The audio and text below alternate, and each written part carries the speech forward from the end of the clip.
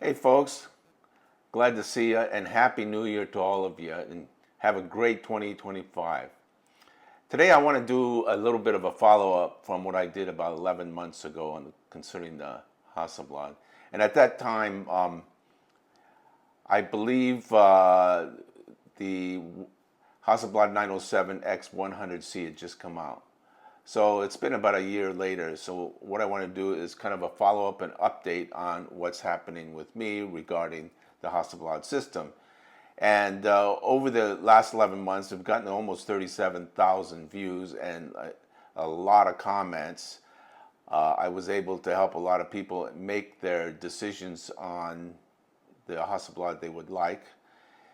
And among that, there were other people who had some questions regarding the other way. So today I just want to clarify a few things and give you an update of what's going on with my Hasselblad system, and we can proceed from there. So I wanted to thank you for all the support, and please like and subscribe so I can provide you with a lot more content. And I want to thank you for supporting Mr. Wu. He's been more than happy to explain about old cameras that we get, and he's one of the foremost experts in this world regarding vintage cameras. Okay, so let's proceed here. Now, what I want to do is talk to you about Hasselblad. Why do I use it? Well, actually, I really don't use it.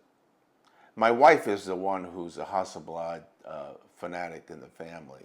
She is extremely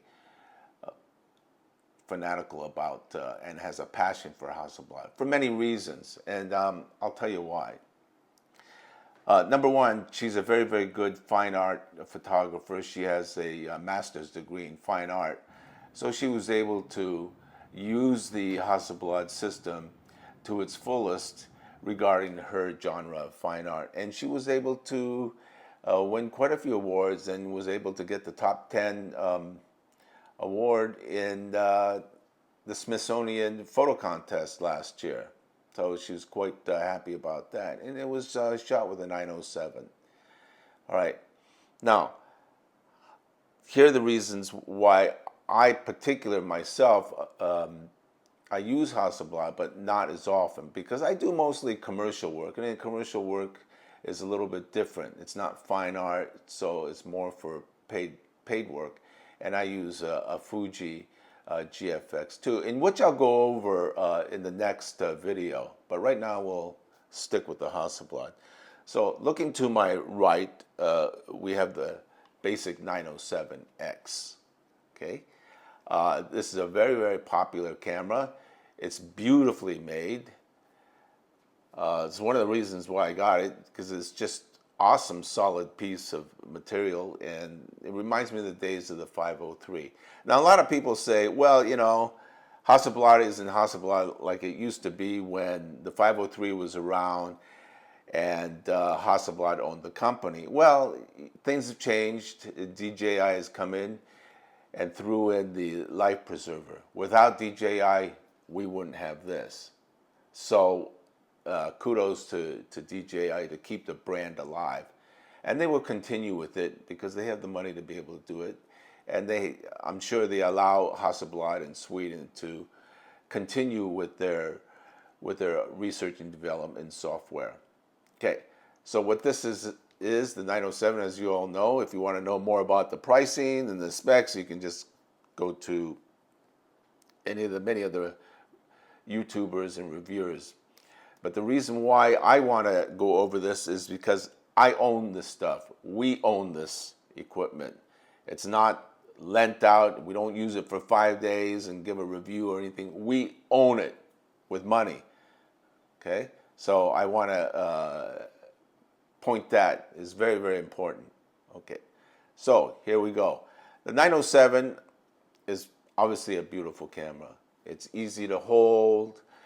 You can get a small lens like the XCD 28mm lens, and you can just stick it in your little bag, and you're good to go. Okay, turn it on by the buttons here, And like I mentioned before, it's a modular system. So this is the body, this is the lens, and this is the sensor. Very similar to a 503 or 500 or whatever. All right. Then to put the two together, you put these two hooks like so, and you clip it on. All right. Easy. Now the caveat is this. This clip-on is exactly what it is. It's clipped on. It's not like the other lenses or bodies that you have seen in the past where it's has a lot more secure fastener on it. So I just want to let you know regarding this. Number one. Number two, it has no IBIS. Somebody mentioned it has 7-stop IBIS. Well, that's not true. It has 0 IBIS, and that's a fact.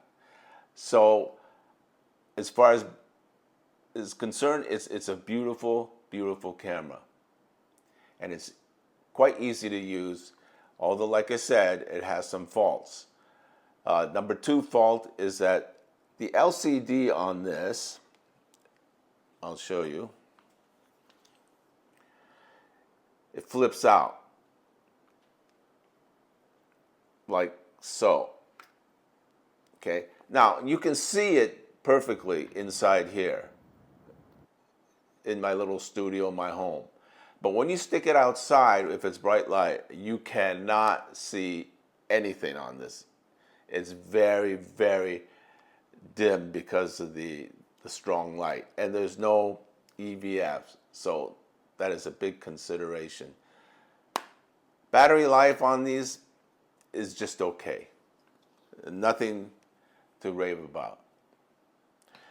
And yes, you can get the grip, as you can see here. Now the grip is kind of an Art Deco look to it. It's really cool, but it's ergonomically not very functional. As you can see, like I stated last time, thick side up, thin side down.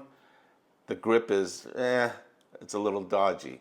What they should have done is turn it upside down and put the grip, the large side, the thick side down and the thin side up, and then it feels very, very substantial. So that's another consideration. Number 3, they're very, very expensive. So I don't use it in the security of just screwing it on and the tiny little contacts. I would put a pass to it. Okay. Getting back to the 907, this particular model belongs to my wife. This is the 80th anniversary. And I mentioned last time there was only 80 made. Actually, there's 800. Somebody corrected me on that. Thank you very much. And it is beautiful. It's so beautiful to the point it's pretty difficult to use because you don't want to mess it up and scratch it or anything, because it's an 80th anniversary and it's all engraved here with that. So beautiful, beautiful camera. Okay, but it's not really a workhorse. The lens that comes with it is the 30 millimeter 3.5, and it's awesome. And I'll go over the lenses here in a bit. Okay, that's this one. Now, let's talk about the X2D. The X2D is more your traditional medium, mirrorless medium format camera. It has a 102 megapixel sensor. It's built like you wouldn't believe. It's so solid, and it has an EVF and it has IBIS. So this is a lot more practical. And for the money, I prefer this one. And my wife, she loves her X2D, and she wins quite a few awards with this. But it's easy to use, very intuitive. There's not like a Nikon where there's like 35 buttons on it. This doesn't have 35 buttons. It just very traditional looking, and everything is done with the software and on the screen. So it's very, very easy to do your settings. It's just a touch screen, so it's beautiful. But the colors on it, what can I say? It's awesome. So if you have the budget, I strongly suggest this. And it also, another beautiful part, that it uses X, was it CF Express B cards. So that makes it a lot easier. Right here is a, what do you call it? CF Express B. So that makes it quite accessible, and those kind of cards you can get anywhere, and the price is very reasonable. So that's quite universal there. Now, let's talk about, let me get my notes here. Like I said, the cost. Hasselblad is not cheap. It's very, very expensive. It is extremely expensive. And for some of us, it's worth it. If it's your main hobby, it's great. But just to let you know, I'm not going to go over the price because that you can find out on the web. Right? Now let's talk about the lenses. What we got here is this. The lenses that Hasselblad has is called XCD, and I've got about 9 lenses here. This is a 135, which is a little bit less if you're converting it to full frame. Their lenses are heavy. The quality is unbelievable. The color rendition, the way it resolves images, is blown away. Now, mind you, when you get the X2D, they're a huge file, so it behooves you to have a very powerful computer with lots of RAM. So I got about 64 gigs of RAM, so it eats up the files pretty good. But the older lenses, which are the XCDs, are beautiful. I'm telling you. Every time my wife takes a picture of a landscape or fine art, it's just over the top. I can't even compete with my Fuji because it's just different. But it's so different that showing it's so artistic that it has its own genre. Therefore, the Fuji is a whole different bag of tools, and I'll go over that later. Now, the newer lenses, let's see, would be like this 90 XCD. They're a lot lighter. I wouldn't say they're cheaper, but they're very hard to get. That's one thing bad about having a Hasselblad. Is if they announce a lens, it takes about 3-4 months just to get one. Then there's a long line to get one. And so they need to fix that situation regarding the lens supply. And here's a 28. Now this 28 is sublime. It is absolutely beautiful. So if you're into landscape and you want to use a wide angle, I strongly suggest this one. If you need a fast lens, it's an 81.9. This thing is a tank.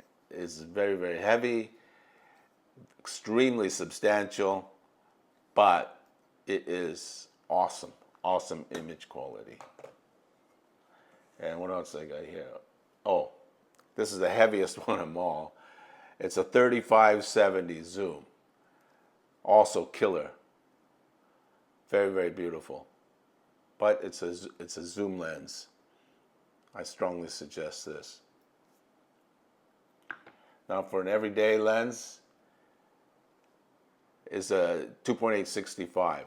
Now this 2.865 is a must-have in my book because of when you do portraiture, you do fine art, it renders the images like a Rembrandt painting. It is amazing, and you don't even have to do any post on it. It's so accurate, and the colors are just over the top. And later, if I can, I'll try to get some images out for you. All right, now. So my opinion and experience with the Hasselblad system is kind of mixed. As a hobby, landscape, fine art guy, this is absolutely beautiful. Okay? So for you guys out there that are into that, that's fine. And next I'll go over to the Fuji system that I have, and it's I'll talk about that, and it's a lot different. All right. So thank you again for coming and supporting my channel, and there's a lot more to come. Thank you.